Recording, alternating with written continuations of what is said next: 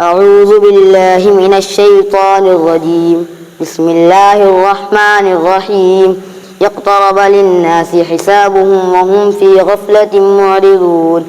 ما يأتيهم من ذكر من ربهم محدث إلا استمعوه وهم يلعبون لاهية قلوبهم وأسروا النجوى الذين ظلموا هل هذا إلا بشر مثلكم أفتأتون السحر وأنتم تبصرون قال رب يعلم القول في السماء والأرض وهو السميع العليم بل قالوا أضغاث أحلام بل افتراه بل هو شاعر فليأتنا بآية كما أرسل الأولون ما